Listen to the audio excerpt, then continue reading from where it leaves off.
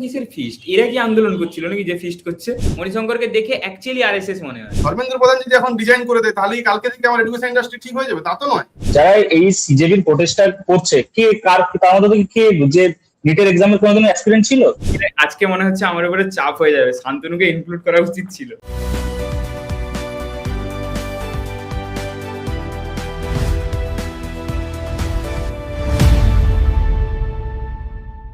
কি বলে শুরু করতে হয় জানি না, হ্যালো ওয়েলকাম গোছের কিছু একটা বলতে হবে, সেরকম কিছু একটা বলেই শুরু করছি। ঠিক আছে, একটা নতুন সেটআপ নিয়ে আজকে আমাদের সঙ্গে মানে জোর করে যুক্ত হয়েছে সৌভিক উপরে।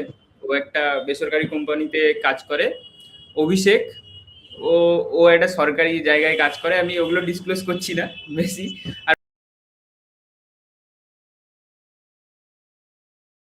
তো এই এক সপ্তাহের মাঝখানে অনেক কিছু হয়ে গেছে। তো সৌভিক তো আগেরটাতে ছিলেন, ওকে দিয়েই শুরু করছি আমি, যে কি পুরোটা ব্যাপারটা কি দেখলি? আমার মতামত এটাই যে আমি জেনুইন স্টুডেন্টসের যে কনসার্নটা ছিল সেটার সরকারের সেটাকে শোনা উচিত ছিল, আরো আগে শোনার উচিত ছিল। হ্যাঁ, আর একটা বাচ্চা যখন কোনো প্রিপারেশন নেয় তার ব্যাক এন্ডে অনেকটা বছরের তার পরিশ্রম থাকে, তো যখনই তার পেপার লিক বা এসব কিছু চলে আসে জিনিসটা, তো এটা কোনোভাবেই মানে গ্রহণযোগ্য ছিল না। বিনা বিজেপি সাপোর্টার বা এটা এরকম ভাবে নয় যে আমরা একটু মানে ওনাদের দিকে ইয়ে রেখে বলবো, বাট এটা কোনোভাবেই গ্রহণযোগ্য ছিল না। অ্যাকাউন্টেবিলিটি নেওয়াটা উচিত ছিল, ট্রান্সপারেন্ট একটা সবার সামনে অ্যাড্রেস দেওয়া উচিত ছিল ফ্রন্ট লাইনে। হ্যাঁ, যেটা হয়তো অনেকটা ডিলে হয়েছে, বাট ডিলে হয়েছে, লেটে হয়েছে, বাট ইভেনচুয়ালি হয়েছে। এই দিক থেকে আমি অনেকটাই হ্যাপি যে হ্যাঁ হয়েছে। হ্যাঁ, কয়েকটা পয়েন্ট আমি জাস্ট ধরাচ্ছি, ঠিক আছে? এই ব্যাপারগুলোর সঙ্গে আমরা প্রায় যতদিনই বসে আছি ততজনই এগ্রি করি যে এটা একটা জেনুইন প্রবলেম, ওটার সলিউশন হওয়ার কথা ছিল, হয়েছে, ঠিক আছে? কয়েকটা জিনিস আমি জাস্ট ধরাচ্ছি ফ্রম দা কি বলে পলিটিক্যাল পার্সপেক্টিভ। এটা বলছি যে একটা কথা বলা হতো যে হচ্ছে কি আমাদের এখন বিজেপি সরকার এটা নিয়ে থার্ড টার্ম চলছে, ঠিক আছে? 12 বছরের বেশি সময় ধরেই হয়েছে। তো আমরা সবাই রিলে বা কোথাও দেখেছি রাজনাথ সিং এর ওই একটা 2016 দিকে বা আসার পরে পরে একটা বয়ান দিয়েছিল যে एनडीए में इस्तीफा नहीं होता, এরকম টাইপের একটা ব্যাপার। ये यूपीए का सरकार नहीं है, एनडीए है, इधर रेजिग्नेशन नहीं होता, মন্ত্রীও কে রেজিগনেশন नहीं होता, এরকম একটা কথা বলেছিল, ঠিক আছে? তারপরেও এই স্টুডেন্ট আন্দোলন ছাড়াও হচ্ছে কি আগেও অনেক ধরনের বড় বড় আন্দোলন হয়েছে, ঠিক আছে? যেরকম একটা মেজর আন্দোলন বলতে শুধু ফার্মার প্রোটেস্ট বাদে দেশের মধ্যে হয়তো খুব একটা যদি দেখা যায় সোশ্যাল দিক থেকে, তো এর থেকে বড় আন্দোলন আর হয়নি। তো এই যে বিজেপির একটা যে পার্টি লাইন ছিল যে আমাদের যেটা হবে ওইখান থেকে আমরা বেরোবো না বা মন্ত্রী রেজিগনেশন দেবে না, ওইখান থেকে সরে এসে যে দিল, এটা মানে এটা কিভাবে দেখছিস? যে এটা কি আমরা এভাবে দেখতে পারি যে হচ্ছে তোর যেরকম একটা 4টে বাঁধ আছে, ঠিক আছে? মানে এর আগে পর্যন্ত এই ইস্যুটা হওয়ার আগে পর্যন্ত E20 পেট্রোল নিয়ে কিন্তু প্রচুর কথাবার্তা হচ্ছিল, ঠিক আছে? নীতিন গডকরিকেও প্রচুর টার্গেট করা হচ্ছিল।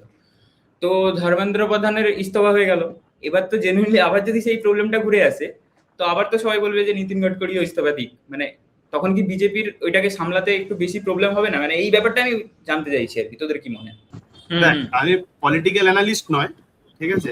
पॉलिटिक्स নিয়ে আমি কিছু বলছি না, শুধুমাত্র রাজনাথ সিং এর এই কথাটাকে কোটস করে বলছি, এই यूपीए का गवर्नमेंट नहीं है, एनडीए का गवर्नमेंट है, या रेजिग्नेशन नहीं चाहता, তাই তো? তো কথাটা তো খুব ভুল নয়। একটা গভর্নমেন্টের কাছে মেজরিটি আছে, সে মেজরিটি চুরি করে যেতে নেই। প্রপার মেথডে ইলেকশন হয়েছে, ডেমোক্রেসি আছে, তাই ইলেকশন হয়ে সিট নিয়ে এসছে, তাই গভর্নমেন্ট কনফিডেন্ট। তাই বলার তো খুব একটা অযৌক্তিক নয়। এবার সাপোজ মনে কর আমি আজকের কথা, আজ প্রোটেস্ট হলো, আজকে একটা প্রোটেস্ট হলো, কিছুদিন আগে ফার্মার প্রোটেস্ট হয়েছে, এখন ইন্ডিয়াতে 10টা প্রোটেস্ট চলছে। তো সবাই যদি এখন বলে বসে যে আমার রেজিগনেশন চাই, তাহলে তো এটা পুরো ইন্ডিকেশন হয়ে যাচ্ছে আনস্টেবল গভর্নমেন্ট, তাই না? যেটা আনস্টেবল গভর্নমেন্ট যদি হয় তাহলে তো আমাদের যে 2047-এ বিকশিত ভারত, এটা তো আমরা পিছিয়ে যাবো সবসময়। ডেভেলপ নেশন তো আমাদের কোনোদিনও হবে না। একটা দেশের ডেভেলপমেন্টের জন্য তো আমার চাই স্টেবল গভর্নমেন্ট। তো যখন ইন্ডিয়ার কাছে আছে একদম পূর্ণ বহুমত, তাহলে তো রাজনাথ সিং এর কথাটা খুব একটা ভুল নয়। না, আমি যেটা পয়েন্ট আউট করতে চাইছিলাম, আমি ওই ব্যাপারটাই যাচ্ছি না যে রাজনাথ সিং যেটা বলেছে সেটা ভুল বলেছে কি ঠিক বলেছে ওটা বলছি না। আমি বলতে চাইছি যে বিজেপি এতদিন পর্যন্ত ওই লাইনটাই ছিল রাজনাথ সিং এর, যে প্রতিটা প্রোটেস্টের যদি আমরা রেজিগনেশন দিয়ে দিই তাহলে তো কেউ মন্ত্রিমণ্ডলে থাকবেই না, সবাই তো বেরিয়ে চলে যাবে। কিন্তু সেইখান থেকে যে আজকে দিতে হলো, আজকে 3 নম্বর টার্মে এসে একজনকে দিতে হলো, এর আগে একজনকেই মাত্র দিতে হয়েছিল, তাও মি টু কেসের জন্য একটা কাউকে, আমি নামটা এই মুহূর্তে মনে করতে পারছি না। সেটা মানে এই ধরনের রাজনৈতিক কোনো ব্যাপার ছিল না বা আন্দোলনের ফলে দিতে হয়েছিল না। তো সেই জায়গায় থেকে যে দিতে হলো বিজেপিকে এইটা, তো কোনো জায়গায় গিয়ে কি মনে হচ্ছে এটা কোনো একটা মানে বিজেপির হালকা হলেও একটা দুর্বল জায়গায় আঘাত হয়েছে, বা একটু দুর্বলতা আগে যে একটা শক্তি নিয়ে থাকতো সেই জায়গা থেকে একটু সরেছে বা কিছু? না, আমার তো এই অ্যাঙ্গেল থেকে মনে হয় না বিজেপি এই সাইড দিয়ে দুর্বল হয়েছে। আমার তো মনে হয় যে গভর্নমেন্ট আরো বেশি স্টেবল হয়ে, কারণ গভর্নমেন্টের কাছে যত এজেন্সি ছিল, আইবি হোক, এনআইএ হোক, র হোক, ওরা কি হবে যে এত বড় প্রোটেস্ট ওরা এরা এরা কোনোদিন ফেস করেনি, প্রথমবার ফেস করলো। গভর্নমেন্ট হোক, বিউরোক্রেটস হোক, পুরো পুরো লেজিসলেচার হোক, আরো কনসাস হয়ে যাবে। ভবিষ্যতে দেখবি আরো যা প্রোটেস্ট হবে ওগুলোকে গভর্নমেন্ট খুব সুস্থভাবে ম্যানেজমেন্ট করতে পারবে।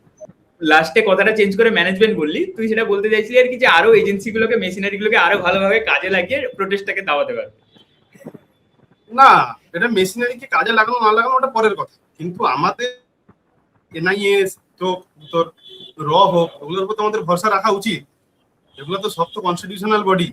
ওদের কাজ তো আন্দোলনকে ইয়ে করা নয়, মানে ওদের কাজ তো বাইরের থ্রেট বা আভ্যন্তরীণ থ্রেট থেকে ইয়ে করা গভর্নমেন্ট। হ্যাঁ, কিন্তু কিন্তু এটা এটা ঠিক আছে, কিন্তু যেহেতু এখানে একটা তোর ডিপ স্টেটের থিওরি আসছে, ঠিক আছে, ওই ডিপ স্টেটের থিওরি যদি সত্যিকারে প্রুফ হয়ে থাকে, কারণ এটা যে খুব একটা উড়িয়ে দেওয়ার তা না, তো যদি স্ক্রিন শেয়ার করা যায় নাকি, তাহলে আমি একটা জিনিস দেখাতাম। এখন করা যায় স্ক্রিন শেয়ার?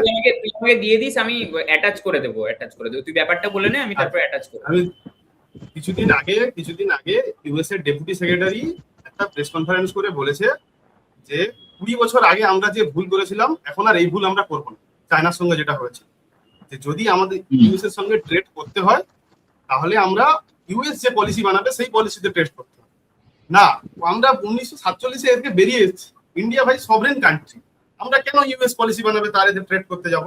তাহলে তো এটা এক্সটার্নাল থ্রেট অলরেডি একটা আছে যে 2047 যদি বিকশিত ভারত হতে থাকে, ইন্ডিয়াকে আনস্টেবল রাখা, এটা তো অন্য কান্ট্রিও চাইবে তাদের স্পাই দিয়ে, তাদের দিয়ে ইন্ডিয়াকে আনস্টেবল রাখা। প্লাস আমি যেটা বলতে চাই যে তুই যেটা বললি যে রেজিগনেশন দেওয়া বা এটা পাবলিক ফোরামে এটা আসছে যে এই সরকার অনেকটা দুর্বল হচ্ছে কি হচ্ছে না, হ্যাঁ, তোর এটা কনসার্ন। সো এখানে একটা পজিটিভ দিকও যেরকম এটা আছে যে যদি আমরা এই ডিপ স্টেট বা কোনো ফরেন কন্ট্রিবিউশন এখানে আছে কিনা, আমি যদি ওই জিনিসটাকে সাইডে রেখে দেখি যে সত্যিকারে আমাদের অনেক কিছু জায়গায় আমাদের দেশকে অনেক রিফর্মেশন আনতে হবে, যেগুলো আনলে আমরা যে 2047টাকে নিয়ে যেটা দেখছি আমরা তার দিকে আরো ভালোভাবে এগোতে পারবো। এক, দ্বিতীয়, এই কনসার্নটা শুধু নিট হচ্ছে একটা মানে ফেজ যেটা এই টাইমে চলে এসছে, বাট শুধু নিট নয়, এর সাথে সাথে অ্যালং উইথ যদি আমরা প্রিভিয়াসলি দেখি, সে এই সরকার হোক বা আগের সরকার হোক, কন্টিনিউয়াস এইরকম চলে আসছে পেপার লিক, সেটা ইউজিসি পেপার লিক হোক, ইভেন বিভিন্ন স্টেটের একটা নর্মাল স্টেট সার্ভিস কমিশনেরও যদি কোনো একটা পরীক্ষা হোক, সেখানেও এইসব লিক আসছে। বাট কোন সরকার শোনেনি, তার জায়গায় এই সরকার শুনছে। আন্দোলনটা একদিনের পরে কোন জায়গায় পৌঁছেছে বা পৌঁছয়নি সেটা পরের ব্যাপার, বাট মানুষের যে কনসার্ন ছিল, মানুষ যে পয়েন্ট গুলো রেখেছিল সেটা এই সরকার শুনেছে। হ্যাঁ, এই সরকার তার ইয়েটা নিয়েছে, দায়বদ্ধতাটা নিয়েছে যে হ্যাঁ আমাদের তরফ থেকে ভুলটা ছিল, আমরা এই ভুলটাকে শুধরাতে চাই। আর প্লাস আমরা এবার যে সিস্টেমটা কিভাবে আরো মানে প্রপার জায়গায় পৌঁছবে সেটার দিকে এরা কাজ করছে। ইভেন আজকেই মোদিজি আবার একটা জেনজিদের উদ্দেশ্যে একটা রিল বানিয়েছেন, হ্যাঁ, যেখানে উনি বলেছেন যে আরো ট্রান্সপারেন্ট হবে আগের এক্সাম। প্লাস উনি একজন নামটা আমি রিকল করতে পারছি না, কি একজন কি এন দিয়ে নাম, উনি কো ফাউন্ডার ছিলেন ইনফোসিসের 1970 দশকে। প্লাস যে আমাদের আধারের যেটা unique identification authority of India, যেটা যিনি বানিয়েছেন ফাউন্ডার, মানে যার মেন ভূমিকা ছিল এর মধ্যে, ওনাকে ইয়ে দিয়েছেন, মানে হাই অথরিটি দিয়েছেন যে একটা টেকনিক্যাল, যাতে এক্সাম গুলোতে আরো টেকনিক্যাল দিক থেকে আমরা মানে কম্পিউটার বেস এক্সাম হয়ে গেল বা ওই দিক থেকে আমরা যাতে করাতে পারি, হ্যাঁ, তো ওইদিকে অগ্রসর হওয়ার জন্য। তো পাবলিক ফোরামে যারা সত্যিকারে বোঝে, যারা অলরেডি অ্যাওয়ার এসব নিয়ে, তো তাদের কাছে একটা পজিটিভ নিউজ তো গেছে। তো আমার মনে হয় না যে এইসব ছোটখাটো কিছু জায়গায় সরকারকেও একবার মাথা নত করা উচিত, যাতে ডেমোক্রেসিও বজায় থাকে আর আমাদের দেশ প্রোগ্রেসের দিকে যাবে। ঠিক আছে, তো আমার মতে এটাতে আমার মনে হয় না যে সরকার দুর্বল হয়েছে, সরকার আগের দিনে আরো ভালো দিকেই যাবে এখান থেকে। মণিশঙ্কর, তোর কি মনে হয়? যেটা বলছিলাম, এখানে আমাদের সিংহ সিংহ নিশ্চয়ই হচ্ছে আমাদের বর্তমান কেন্দ্রীয় সরকার। এবারে যে সিস্টেম বা যে জিনিসগুলো আগের দিন বলেছিলাম, যে একটা বিদেশি দাবদাবা, এটা এটা পুরোপুরি অস্বীকার, যেটা অভিও বললো, কোনো অস্বীকার করার জায়গা নেই, এটা প্রুফ। কারণ আমরা যদি একটু পিছিয়ে গিয়ে হিস্ট্রিকে একটু অনুধাবন করি, বিদেশিরা সব সময় চেষ্টা করেছে ভারতের এডুকেশন সিস্টেম কে হাতের বাইরে নিয়ে চলে যাওয়া, নাহলে ভারতের প্রতি দাসত্ব করতে পারবো না আমরা। এটা সামান্য 1835 খ্রিস্টাব্দের যে ব্যাপার, আমরা থেকে যদি 2010 পর্যন্ত টোটাল সিস্টেমটা জেনে আসি, এই সিস্টেমে জাস্ট পুরো টোটাল একদম পড়ে আছে আমাদের সামনে। কি সেটা একটু আরেকটু ডিটেইলসে বল, আমি কি পড়ে আছে আমি তো বুঝতে পারলাম না। 1835 খ্রিস্টাব্দের আগে ভারতবর্ষে কোনো কনভেন্ট টাইপের স্কুল ছিল না, তখন চলতো গুরুকুল শিক্ষা ব্যবস্থা। ঠিক আছে, আমাদের শুধু কলকাতার কথাটা যদি বলি, কিছু কিছু হিস্টোরিয়ানরা বলে 6 থেকে 7,000 গুরুকুল তখন ছিল। হ্যাঁ, কিন্তু তখন সেই মুহূর্তে যখন এই গুরুকুলগুলোকে ধ্বংস করে কনভেন্ট স্টাইল বা ব্রিটিশ স্কুল গুলোকে প্রতিষ্ঠা করা হয়েছিল, তখন বলা হয়েছিল যে এডুকেশনের জন্য স্টুডেন্টদের ধরে এনে মানে পড়াতে হচ্ছে। কিন্তু এটা কল্পনা কর, 6 থেকে 7,000 গুরুকুল ছিল মানে নিশ্চয়ই পড়াশোনার একটা অযৌক্তিক চাহিদা বা এরকম কিছু একটা ছিল না। এত যে গুরুকুল ছিল এটা রেকর্ডটা তুই কোথা থেকে পাচ্ছিস? মানে কিছু তো থাকবে যেটা 1835 থেকে 2010 পর্যন্ত যদি এডুকেশন সিস্টেমটা আমরা একটু দেখি, 1835 খ্রিস্টাব্দে কি হয়েছিল, যে লর্ড উইলিয়াম বেন্টিং এর আইন সচিব ছিল ব্যাডলে ম্যাকেলে মিনিট। ঠিক আছে, ও বর্তমানে ভারতের শিক্ষা ব্যবস্থা দেখে একজন বিদেশিকে হায়ার করেছিল, যার নাম ছিল মার্কস মুলার। ঠিক আছে, ওকে দায়িত্ব দেওয়া হয়েছিল যে ভারতের যত তোর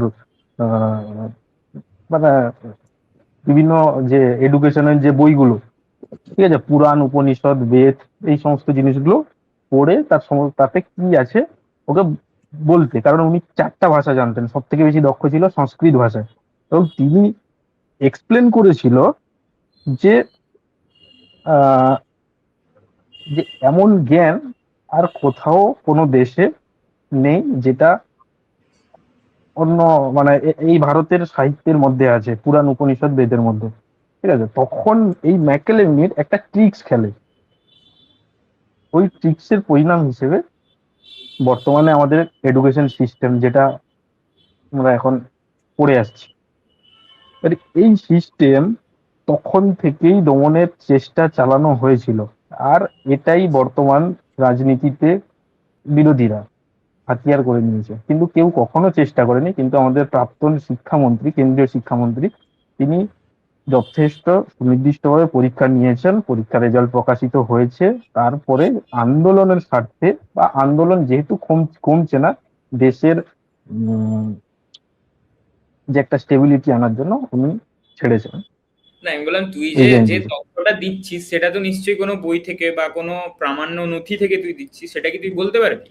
নয়তো মানে কেন শুনবো এই কথাটা? মানে তুই তো কোনো হোয়াটসঅ্যাপ ফরওয়ার্ড থেকেও বলতে পারিস। কোনো হোয়াটসঅ্যাপ ফরওয়ার্ড নয়, আমি তোকে লিঙ্ক দেবো অবশ্যই, কোনো চাপ নেই। তুই যে কথাটা বললি সেটার কিন্তু আমাকে দিস, আমি তাহলে ওটাও অ্যাটাচ করব যে এখানে যে এই জায়গা থেকে এটা বলেছে এই কথাটা, ঠিক আছে? একদম একদম কোনো চাপ নেই। তোর কথা হচ্ছে গিয়ে যে মানে যদি একটু সামারাইজ করে দিই, যে ইংরেজরা অলরেডি ভারতীয় শিক্ষা ব্যবস্থা খুব উন্নত জায়গায় ছিল, সেখান থেকে ভেঙে দিয়ে গেছে, এবং আমাদের আগে মানে এই গভর্নমেন্টের আগে পর্যন্ত যারা ছিল, ঠিক আছে, তারা কোনো সময় এটাকে ঠিক করার চেষ্টা করেনি। এটাই হচ্ছে কি তোর কথা, তাই তো? একদম। তো 2010-এর মধ্যে তো মাঝখানে দুবার বিজেপির গভর্নমেন্ট ছিল। এখন যদি আমি তোকে ধরি যে রাস্তায় তুই একটা মানুষকে জিজ্ঞেস কর যে আমার এই গভর্নমেন্টের সমস্যা, সে তোকে এক্ষুনি 5টা না, তোকে 10টা প্রবলেম বলে দিবে। বা আমার আগের গভর্নমেন্টের সমস্যা, সে তোকে 10টা সমস্যা বলে দেবে। সমস্যা তো বলে দিল, কেউ কোনোদিন বলেছে যে আমার এই গভর্নমেন্টের সলিউশন কি, এই প্রবলেম গুলো থেকে বেরিয়ে আসবো কি করে? ওই জায়গাতেই 140 কোটি দেশ, তাই এডুকেশন ইন্ডাস্ট্রি হলো ইন্ডিয়াতে সব থেকে বড় ইন্ডাস্ট্রি। লাস্ট এতদিন ধরে গভর্নমেন্ট আছে, প্রায় 12 বছর হয়ে গেল। 12 বছরের গভর্নমেন্টে কি তাহলে কি কোনো রিফর্মস হয়নি? এটা তো অস্বীকার করার জায়গা নেই, রিফর্মস তো হয়েছে। সাপোজ যদি আমি তোকে মেডিকেলের কয়েকটা এক্সাম্পল দিই, যেহেতু নিট ইস্যুটা এখন হট টপিক। 2011 সাল অব্দি, 2014 সাল অব্দি 2014 সাল অব্দি নিটে প্রতি বছর 35,000 মানুষ, যেটা এআইপিএমটি কন্ডাক্ট করতো, প্রতি বছর 35,000 ক্যান্ডিডেট এক্সামের জন্য কোয়ালিফাই করতো। সেটা এই গভর্নমেন্ট আসার পর ওটা রিফর্ম করে ওটা 1,40,000 অব্দি গেছে। 2020-তে এনইপি এসছে, প্লাস আমাদের এই মনসুন সেশনে বিকশিত ভারত শিক্ষা অধিষ্ঠান বিল আসছিল। তো রিফর্মস তো হয়েছে। এখানে 140 কোটির দেশে কোনো একটা ডিসিশন নিতে গেলে খুব ট্রায়াল এন্ড এররের মধ্যে দিয়ে ইন্ডিয়াকে যেতেই হচ্ছে সবসময়। সেখানে মিস্টেকস হবে। সেখানে যে এই বড় মাপের যে মাফিয়া বসে আছে বা সিস্টেম যেখানে করাপ্টেড লোকেরা বসে আছে, ওদের এগেনস্টে গভর্নমেন্ট কঠোর আইন নিয়ে আসুক, সিস্টেম স্মুথ করার জন্য এগিয়ে যাক। তাহলে যে 26 দিন ধরে অনশন হলো, এই 26 দিন অনশনে কি গভর্নমেন্ট কোনো অ্যাকশন নেয়নি? সবাই আমরা দোষ দিচ্ছি ধর্মেন্দ্র প্রধানকে, যে যখন নিটের পেপার লিক হয়েছিল তখন আমার কাছে কোনটা বেশি ইম্পর্টেন্ট, ধর্মেন্দ্র প্রধানের রেজিগনেশনটা না যারা করাপ্টেড লোক? ওটা তো ইনভেস্টিগেশন করে ভাবতে হবে। কেউ তো এসে বলবে না বুক খুলে যে আমি করাপ্টেড ভাই, আমাকে অ্যারেস্ট করো। এক্সামটা কন্ডাক্ট করিয়ে নিটটা এতজন এত এক্সপিরিয়েন্স আছে, তাদের ফিউচারটা তো আগে সিকিউর করা, না যে কয়েকজন করাপ্টেড লোক আছে ওকে মারতো না। ওটা তো ফ্যাক্টর নয়। গভর্নমেন্ট তো ওটা সুষ্ঠুভাবে কন্ডাক্ট করেছে, গভর্নমেন্টকে সময় দিতে হবে। আর যেখানে স্টেবল গভর্নমেন্ট ইন্ডিয়া আমরা ডিমান্ড করছি, সেখানে তারপরেও যাচ্ছি ট্রায়াল এন্ড এররের মধ্যে দিয়ে, সেখানে তো ভুল হবে ভাই। এবার তাহলে ধর্মেন্দ্র প্রধান যদি এখন ডিজাইন করে দেয়, তাহলে কালকে থেকে আমার এডুকেশন ইন্ডাস্ট্রি ঠিক হয়ে যাবে? তা তো নয়। মেন হলো কি, ইন্ডাস্ট্রি যারা চালাচ্ছে, গভর্নমেন্টের সিস্টেমে যারা আছে, ওদেরকেও সৎ হতে হবে। এক্স্যাক্টলি, এটা পুরোপুরি আমাদের সমস্ত এন্টায়ার সিভিলিয়ানদের যতজন আমাদের পিপল আছে, এটা একটা চেন। শুধু যে আমাদের যারা এই সিস্টেমটাকে তৈরি করেছে তাদের সাথে সাথে যারা এই পেপার গুলোকে কিনছে, কোনো না কোনো স্টুডেন্টের বাবাই তো কিনেছে, কোনো না কোনো কোচিং ইনস্টিটিউশনের মাফিয়ারা যারাও তো কিনেছে এটাকে। তো এটা সবার দায়বদ্ধতা, সবাইকে সৎ হতে হবে। মেনলি যেটা অভি বললো যেটা, যে ধর্মেন্দ্র প্রধানের ফার্স্ট ইয়েটা কি ছিল, ওর প্রথম ইয়েটা ছিল যে রিনিট করানো, যাতে বাচ্চাদের কেরিয়ারটা না খারাপ হয়ে যায়। হ্যাঁ, তো ও ওটা 3 দিনের মধ্যেই অ্যাকাউন্টেবিলিটি নিয়েছে। ও পাবলিক ফোরামে বলেছে, প্রেস কনফারেন্স করেছে, দেন রিনিটও করেছে সাকসেসফুলি। ইভেন সে অ্যাসিওরেন্সও দিয়েছিল সিবিডি টেস্ট করাবে উইথ মাল্টি টাইপ এনক্রিপশন, মানে বেস হবে ইন ফিউচার যে রিনিট আসবে বা নিট এক্সাম আসবে। তো এগুলো তো করিয়েছে, বাট এইগুলোকে হাইলাইট করানো, হ্যাঁ, বা এগুলোকে হাইলাইট সব মানুষের কাছে হয়তো এই জিনিসটা পৌঁছয়নি। আর আমাদের অপোজিশন এতটাই সিলেক্টিভ, হ্যাঁ, তারা এই জিনিসগুলোকে হাইলাইট করতেও চায় না। তো এইখানেই পৌঁছে যায় না, এই যে মানে সে বলেন একটা সাইকোলজিতে কনফার্মেশন বায়াস টাইপের, যে আমরা এই সরকার কোনো কিছু বলছে সেটা আমরা, বা সরকার কোনো কিছু জিনিস আনছে যেটাকে আমরা নিব না, আমাদের মনে হয় যে না এটা নিলে আমাদের ফিউচার, আমাদের অ্যাম্বিশন, আমাদের লক্ষ্য আমাদের পূরণ হবে না, তার মানে আমরা এই জিনিসটাকে অপোজ করব। হ্যাঁ, তো ওই জিনিসটা থেকে গেছে, এই বায়াসনেসটা থেকে গেছে, এই সিলেক্টিভ যে একটা সিলেকশন অপোজিশনের মধ্যে, এটা থেকে গেছে, যার কারণে এই আন্দোলনটা আরো বেশি। পুরোপুরি আমি এগ্রি করছি না। তার কারণ হচ্ছে গিয়ে অপোজিশন কি করবে? অপোজিশনের কাজ তো বিরোধিতা করা, মানে কোশ্চেন করা। অপোজিশনের কাজ, আমি অপোজিশনের কাজ বিরোধিতা করা আমি এটা একদমও বলছি না, বাট অপোজিশনের কাজ যেটা শুধুমাত্র বিরোধিতা করা তা নয়, এত সিলেক্টিভলি কেন সব জিনিসে, এত সিলেক্টিভ জায়গাটা কেন? আজ অপোজিশন শুধুমাত্র কেন বলছে যে শুধু ধর্মেন্দ্র প্রধানেরই রেজিগনেশন চাই, বাকি স্টেট গুলোতে যে হচ্ছে ওগুলোর কথা কে বলবে? এইগুলো কে নেবে? সিস্টেমটাকে কি, সিস্টেমটা কিভাবে ঠিক হবে, ওই জায়গাটাকে আনতে হবে। আমি তোর আগের পাঞ্জাবে হয়েছে, কিছুদিন আগে হয়েছে, জাস্ট এই যখন এই আন্দোলনটা চলছিল তারই মধ্যে পাঞ্জাবে হয়েছে, ঝাড়খণ্ডে হয়েছে, এই সপ্তাহে ঝাড়খণ্ডে হয়েছে। এগুলোতে তো অপোজিশনের সরকার আছে। তো সিস্টেমটা কিভাবে ঠিক হবে? এক মিনিট, মহাশঙ্কর, কেরালেরটা কিন্তু হয়নি। ওদের যে 3টে সেট ছিল, আমি যে রিপোর্টটা পড়ে দেখলাম সেটা অনুযায়ী হচ্ছে 3টে সেটের মধ্যে প্রথম সেট, মানে ধর 2টো থেকে একটা সেটের কোশ্চেন আছে, 10টা থেকে একটা সেটের কোশ্চেনের পরীক্ষা আছে। তো 2টোর সেটের যে কোশ্চেনটা আছে সেই কোশ্চেনটা ভুল করে 10টার সময় চলে গেছিল। তো সেই জন্য কি হলো, 2টোর সময় যে পরীক্ষাটা আছে তার কোশ্চেনটা অলরেডি 4 ঘন্টা আগে হলেও চলে এসেছিল। তো এইভাবে ওটা হয়েছে। ওখানে কোশ্চেন লিকের ব্যাপার নয়, সেটা কাইন্ড অফ হচ্ছে গিয়ে তোর সিস্টেম ফেলিওর কাইন্ড অফ আর কি। অন্য কোশ্চেন অন্য টাইমে চলে এসেছে, সেই জন্য কোশ্চেনটা আগে চলে গেছে। গভর্নমেন্ট যে এক্সাম কন্ডাক্ট করতে পারে না, এটা তো ভুল নয়। গভর্নমেন্ট আজ 37 বছরে একবারও ইউপিএসসি পেপার লিক হয়নি, তাহলে গভর্নমেন্ট ওটা কিভাবে কন্ডাক্ট করেছে? গভর্নমেন্ট পারে না, না, যেহেতু এত বড় সিস্টেম চালাচ্ছে, সিস্টেমে ফেলিওর হয়েছে, ওখান থেকে শিক্ষা নিয়ে এগিয়ে যাবে গভর্নমেন্ট। আচ্ছা আমি তাহলে আর ক্লিয়ার কাট একটা কোশ্চেন করছি। এই যে ধর্মেন্দ্র প্রধানের ইস্তফা হয়েছে, ঠিক আছে, মানে এটা কি মানে সবাই এক এক করে বলবি ইয়েস ওর নোতে, সেটা হচ্ছে কি মানে হওয়াটা উচিত ছিল না তোর মতে না দিলে ঠিক ছিল? আমার মতে রেজিগনেশন দেওয়াটাই সলিউশন নয়, কোনোভাবেই হতে পারে না রেজিগনেশন দেওয়া। তাহলে তো এরকম করলে প্রত্যেক জিনিসে হয়ে যাবে। আজ আমরা একটা আমি আজ আমরা হ্যাঁ হ্যাঁ হ্যাঁ ওই জায়গাতে আসতে যে নিউট্রাল জবাব দিচ্ছে সবাই, আমি সেইটা বলছি যে রেজিগনেশন দেওয়াটা তোর তোর তাহলে কি মতে যে রেজিগনেশন না দিলেও হতো, এটা কি তোর মতামত? না দিয়েছে ঠিক আছে, আরো অনেক জিনিস নিয়ে হ্যাঁ কথা বলতে হবে, তোর মতামত? হ্যাঁ আমার মতে দিয়েছে দিয়েছে এটা ভালোই হয়েছে, বাট একদম নয় যে খুব খারাপ হয়েছে। দিয়েছে, অ্যাকাউন্টেবিলিটি নিয়েছে, বাট রিফরমেশন গুলো আরো জরুরি, সিস্টেম আরো স্টেবল করাটা খুবই জরুরি। হ্যাঁ, তো ওইদিকে যদি এগোয়, কিভাবে আরো ফিউচারে সবকিছু ট্রান্সপারেন্ট হতে পারে সেটার দিকে যদি এগোয় তাহলে আরো ভালো। দেখ, ধর্মেন্দ্র প্রধানের রেজিগনেশনটা যদি আমি একটা পার্সপেক্টিভ থেকে বলছি, যদি আমি একজন সিটিজেন, শুধু সিটিজেন অফ ইন্ডিয়া, তার পার্সপেক্টিভ থেকে বলি, আর একটা অ্যাসপিরেন্টের পার্সপেক্টিভ থেকে, দুটো প্রায় হয়তো মার্জও হয়ে যাবে, যে এই রেজিগনেশনটা থেকে আমাদেরকে শিখতে হবে যাতে নেক্সট কোনো বিউরোক্র্যাটস বা নেক্সট কোনো অফিসিয়াল, যত ধরনের এক্সাম হোক বা গভর্নমেন্ট বডি যেভাবে চলে মেশিনারি, যারা সেখানে এনগেজড, ওরা এই রেজিগনেশন থেকে শিক্ষা নিক যে ফার্দার কোনো ভুল যেন আমাদের না হয়, আমাদেরকে কনসাস থাকতে হবে, না কিন্তু আমার পজিশনটা চলে যাবে। তাতে কি হবে, সিস্টেম আরো বেটারমেন্ট হবে, সবার এফিকেসি রেট আরো বাড়বে, সবাই নিজের বেস্ট দিয়ে কাজ করে, তত তো সিস্টেম স্মুথ হবে। আর যত সিস্টেম স্মুথ হবে তত গভর্নমেন্ট আনস্টেবল হবে, তত আমরা বিকাশের দিকে এগিয়ে। মণিশঙ্কর বল। এই যে রেজিগনেশনটা জেনজিদের জয় নয়, এটা জেনজিদের জয় হয়নি, এটা ভারত সরকার স্টুডেন্টদের কাছে সবসময় মাথা নত করতে প্রস্তুত, কিংবা দেশের আনস্টেবিলিটি যখন তৈরি হবে বা কেউ কারা করতে চাইবে, তখন সরকারের একটা গুরুত্বপূর্ণ পদক্ষেপ হিসেবে এই ব্যাপারটা হয়েছে। এই জন্য এটা না হলে অবশ্যই ভালো হতো, কিন্তু সরকার এখানে তার নৈতিকতার পরিচয় দিয়েছে, অসুবিধা নেই। এটা একটু বেশি নৈতিকতার পরিচয় দিতে হবে আমাদের আমি যে প্রোফাইল গুলো থেকে দেখছিলাম কদিন আগে পর্যন্ত, যে কি মামার বাড়ি আবদার নাকি যে প্রোটেস্ট করে কারো রেজিগনেশন চাইলে মন্ত্রী রেজিগনেশন দিয়ে দেবে, এই ধরনের লেখা যেই প্রোফাইল গুলো থেকে আসছিল, সেই প্রোফাইল থেকে আজকে এই লাইনটা পোস্ট হচ্ছে যে হচ্ছে গিয়ে ঠিক সরকারের অ্যাকচুয়ালি জিত হলো, যে হচ্ছে গিয়ে সরকার স্টুডেন্টদের কাছে মাথা নত করে এটা দিল। মানে এই যে শিপটা কিন্তু বেশ দুর্দান্ত লাগছে।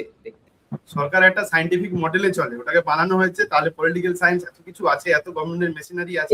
এক্স্যাক্টলি ইনস্টাগ্রামে তো সরকার চলে না, ইনস্টাগ্রাম রেখে যেমন সিজেপি এসেছিল এভাবে বললে তো আর হয় না।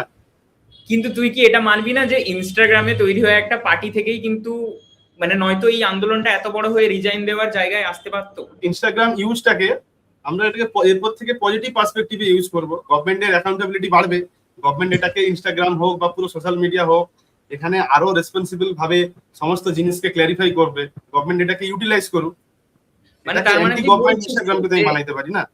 যে যে যে প্রোটেস্টটা হয়েছে ইনস্টাগ্রামে হোক ফেসবুকে হোক যেখানেই হোক, যেটা হয়েছে সেটাই অ্যাটলিস্ট মানে আমারও এটাই মতামত যে রিজাইন যে দিয়েছে বা এই যে পুরো ব্যাপারটা হয়েছে, এরপরে ওই চেয়ারটাতে যে বসবে সে আগের থেকে তার আপাতত 0.01% হলেও একটা থাকবে যে এরকম কিছু যদি প্রবলেম হতে পারে, মানে আমার সঙ্গে আমার চলাকালীন আমার নিচের স্তরেও এরকম ধরনের কারাপশন বা এরকম কিছু একটা হয়, তাহলে কিন্তু আমি যত উপরেই বসে থাকি আমার চেয়ার ধরে টানাটানি হতে পারে।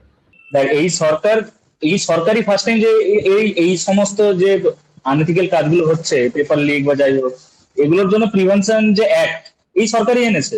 এর আগে অব্দি এরকম কোনো প্রিভেনশন অ্যাক্ট ছিলই না। হ্যাঁ, তাতে ধরো আজ থেকে এই যে তোমার ইলিগালি পেপার লিকের জন্য যেটা প্রিভেনশন অ্যাক্ট 2022 কি 23 একটা এনেছে এই সরকার। হ্যাঁ, যেটাতে ছিল এই যে 3 বছরের জেল প্লাস 3 লাখ 4 লাখ টাকা বা যাই হোক একটা 3 কোটি না কত একটা এরকম সামথিং অ্যামাউন্ট জরিমানা হবে, যেটাকে আরো সরকার এটাকে মানে স্ট্রিক্টলি নিয়েছে যে ফাস্ট ট্র্যাক কোর্ট হবে। হ্যাঁ, যেটা আগে ছিল না। আগে ছিল মানুষ বেল পেয়ে যেত, মানে বছরের পর মানুষ বছর জেলের বাইরে আছে, বাচ্চাদের কেরিয়ারও নষ্ট হচ্ছে, যে মানে আসল এর পিছনে আসামি সে বেল নিয়ে ঘুরে বেড়াচ্ছে, যেটার জন্য এবার ফাস্ট ট্র্যাক কোর্ট এনেছে। 3 মাসের মধ্যে হাইকোর্টকে বা সুপ্রিম কোর্টকে এর উপরে জাজমেন্ট দিতে হবে, plus 10 crores and 10 years of jail এর জন্য এবারে রুলস এনেছে। তো এগুলো তো এনেছে, হ্যাঁ, যাতে মানুষ 10 বার ভাবে। 10 কোটি টাকাটা ছোট অ্যামাউন্ট নয়। যে মানুষটা কিনছে যথেষ্ট হয়তো ফিনান্সিয়ালি স্ট্রং, যে কারণে ও কোটি কোটি টাকা দিয়ে এইসব পেপার গুলো কিনছে, কারণ 10 কোটি টাকাটা দেওয়ার আগে ও ভাববে, নেক্সট টাইম করাপশন করার আগে ভাববে। হ্যাঁ, সেটা তো এনেছে। তো এগুলো তো ভালোই দিক। At the end of the day আমাদের দেশের জন্য যদি কোনো ভালো জিনিস হয়, স্টুডেন্টস এর জন্য যদি ভালো জিনিস হয়, যারা আমাদের ফিউচার, তার মানে আমরা তো সেটাকে ওয়েলবিং হিসাবেই ধরবো। এবারে আসি যে পয়েন্টটাতে, যেটা অভিষেকও প্রথম যখন বলছিল ওই কথার মাঝখানে বলে গেছে, ঠিক আছে, মণিশঙ্কর তো আমাকে সবসময়ই বলছে ওটা, সেটা আমি বলছি যে এই যে সবাই যে বলছে যে তুই ওই কথাটাও কোন একটা আমেরিকান ডিপ্লোমেটের ওই কথাটাও তুই উল্লেখ করলি এবং আমাকে পাঠাবি বললি, এই যে থিওরি তো বলতে হবে এখন, কারণ কারোর কাছে, আই থিঙ্ক তোদের কাছে তো কোনো প্রমাণ নেই। হ্যাঁ আচ্ছা, কয়েকদিন আগে এসডিতে দেখছিলাম কোন একটা রিপোর্টার, তোর মিনিস্ট্রি অফ এক্সটার্নাল অ্যাফেয়ার্স এর যে স্পোকসপারসন আছে, ওকে জিজ্ঞেস করছে যে এখানে কি ফরেন ফান্ডিং আছে, মানে এটা কিভাবে এক্সপোজ করা সম্ভব যে একটা দেশের সিকিউরিটি যার সঙ্গে জড়িয়ে সে প্রেস ব্রিফ করে বলে দিবে এখানে এর ফরেন ফান্ডিং আছে বলে সব বলছি, মানে ও রিপোর্টারটাও কি কেমন কেমন ভাবে চলবে? যে অজিত ডোভালকে যদি এখন গিয়ে জিজ্ঞেস করিস যে আপনার লোক কি পাকিস্তানে বসে আছে, যে আপনি কি এই অপারেশনটা করালেন, অজিত ডোভাল কি কোনোদিনও বলবে? কিন্তু গভর্নমেন্টের কাছে তো থাকবে, গভর্নমেন্ট এটা এক্সপোজ করবে বা করবে না করবে যাই হবে, কিন্তু গভর্নমেন্টের কাছে ডেটা আছে, ইন্টেলিজেন্সের কাছে নিশ্চয়ই তো কোনো ইনপুট ছিল। না হয় যেভাবে তোর পুরো এটাকে স্টেবিলাইজ করা হলো অপারেশনটাকে, ওটাকে যদি একটু মাইনিউটলি ডিকোড করা যায়, বা ধর্মেন্দ্র প্রধানের যে রেজিগনেশনটা কালকে আমি পড়ছিলাম, হ্যাঁ, রেজিগনেশনটা এভাবেই আছে যে ধর্মেন্দ্র প্রধান কিন্তু কোথাও বলে যাননি যে এই পুরো যে এটা হয়েছে, কনস্পিরেসি হোক বা যাই হোক, প্রোটেস্টটা যে হয়েছে, এখানে কোনো একটা ফরেন ফান্ডিং করেছে। কি বলেছে যে আমাদের যে ইন্টারনাল ইস্যু হয়েছে, ওই ইন্টারনাল ইস্যুতে যারা আছে তোর ফরেনাররা আছে, ওরা ওটাকে ইউজ করেছে, অ্যাডভান্টেজ নিয়েছে। কোথাও কিন্তু ধর্মেন্দ্র প্রধান বলে যায়নি যে এখানে ডিপ স্টেটেরই আছে। আমি যদি ঠিক হয়ে থাকি তাহলে কথাটা এরকম ভাবে ছিল, আমি যদি ওটাকে বাংলা করি, যে আমাদের যে ইন্টারনাল প্রবলেমটা হয়েছে, ওটা যাতে আমাদের যারা শত্রুরা আছে ওদের দ্বারা যাতে এটাকে মানে আরো বেশি এক্সাজারেট না করা হয়, এটাকে ইউজ করে আরো আমাদের মধ্যে আনস্টেবিলিটি তৈরি না করা হয়, সেই জন্য আমি এটাকে করছি, ঠিক আছে। তো এই যে এই, তাহলে ওটা তো কেউ জানে না, তাহলে যে এই যে ন্যারেটিভটা, যে এখন যারা আন্দোলন করছে তারা হচ্ছে কি ওখান থেকে ফান্ডিং আসছে, এই ন্যারেটিভটা যতক্ষণ পর্যন্ত বুঝলাম যে গভর্নমেন্টের পক্ষে ওটাকে ডিসক্লোজ করা সম্ভব নয়, কখনোই সম্ভব নয়, তাদের স্ট্র্যাটেজি কি করে বলবো। কিন্তু যখন সম্ভব নয় ওই জিনিসটা, এই যে এটা কি শুধুমাত্র একটা ন্যারেটিভ বলে ভাববো না, যে মানে যে আন্দোলনটা হয়েছে ওটা স্টুডেন্টদের প্রোটেস্টের থেকে বাইরের ফান্ডিং দিয়ে বেশি হয়েছে বা হয়েছে, এই যে ন্যারেটিভটা, এটাকে তোরা কিভাবে দেখছিস?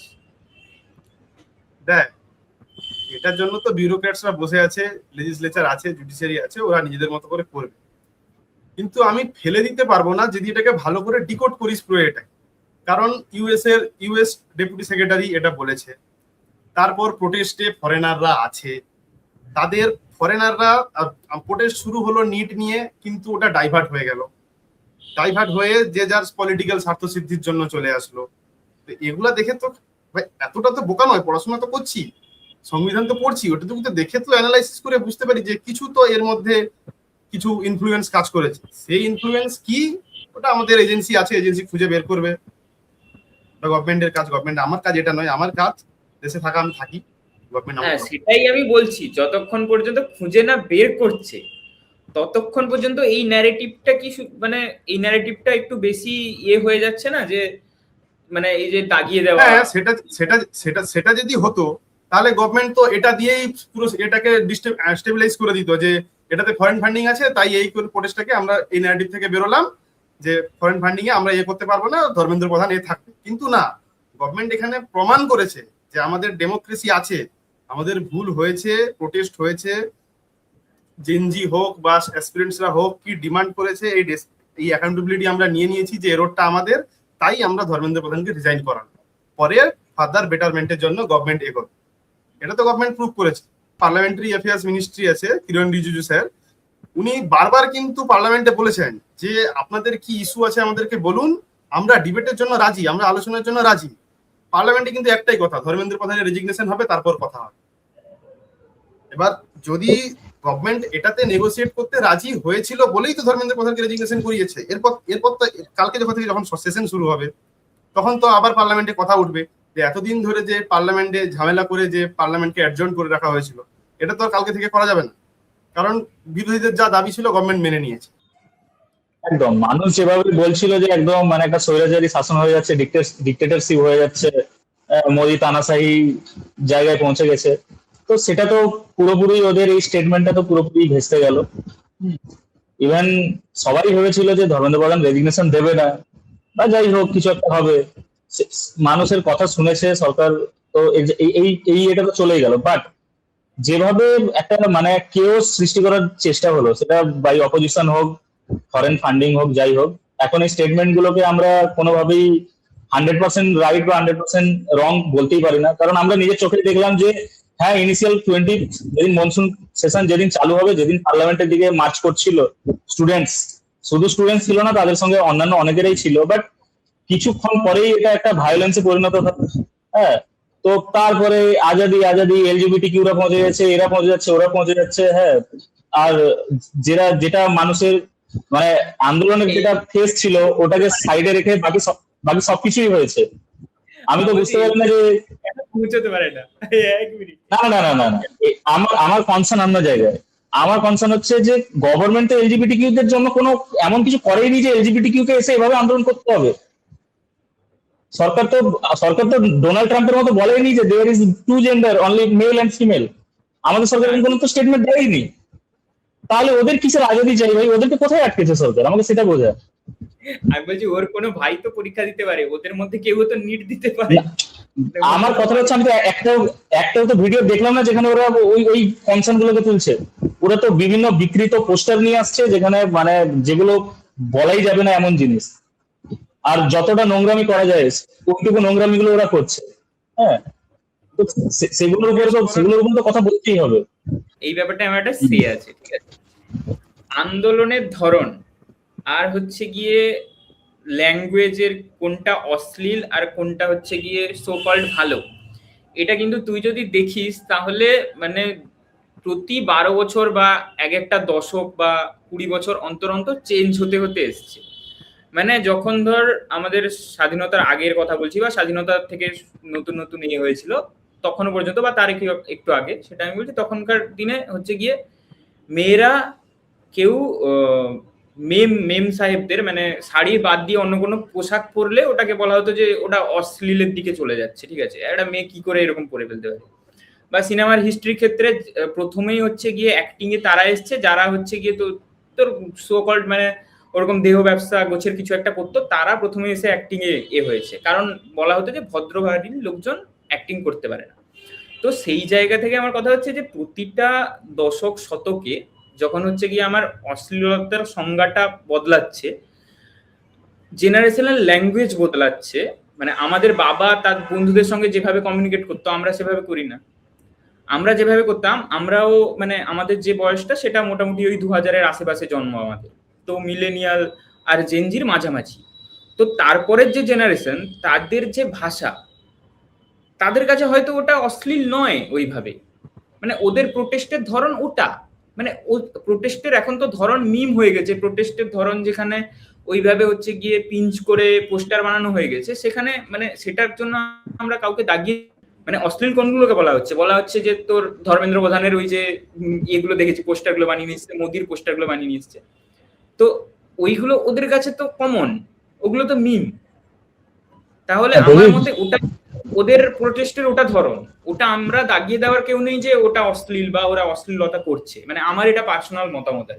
গভর্নমেন্টও তো এটাকে ডিনাই করে নাই, গভর্নমেন্ট তো বলে দিয়েছে যে আমরা কোনো স্টুডেন্টের এগেইনস্টে কোনো অ্যাকশন নিব না। বাস তোমার ধর্মেন্দ্র প্রধান তার রেজিগনেশনেও বলেছে যে কোনো এমন কিছু হবে না যাতে স্টুডেন্টদের ফিউচার তোর ল এন্ড অর্ডার ক্রাইসিস এতে পড়ে যায়। এটা তো হতে দিচ্ছে না। তা প্রোটেস্টটা তো আমার ফান্ডামেন্টাল রাইটস, আমার তো আর্টিকেল কনস্টিটিউশনে কি ঢুকবি আর্টিকেল 19 প্রোটেস্ট আমার, কিন্তু প্রোটেস্টটা পিসফুল রাইটস করা এটা আমার ফান্ডামেন্টাল রাইটস, গভর্নমেন্ট প্রপার্টি নষ্ট করা না। এক্স্যাক্টলি একটা মেথডস আছে, কিন্তু এটা কোন ইনফ্লুয়েন্সে হোক বা বাচ্চারা না বুঝে করুক, যদি না বুঝে করে, পরে ওদেরকে বোঝানো দরকার, সিভিক অ্যাওয়ারনেস স্টুডেন্টদের মধ্যে দরকার। এটা প্রতিটা স্কুলেও পড়ানো যেতে পারে, তুই তোর গাড়ির স্টুডেন্টকে ঠিক করতে পারিস সিভিক অ্যাওয়ারনেস দিয়ে, যাতে গভর্নমেন্ট প্রপার্টি নষ্ট না করে।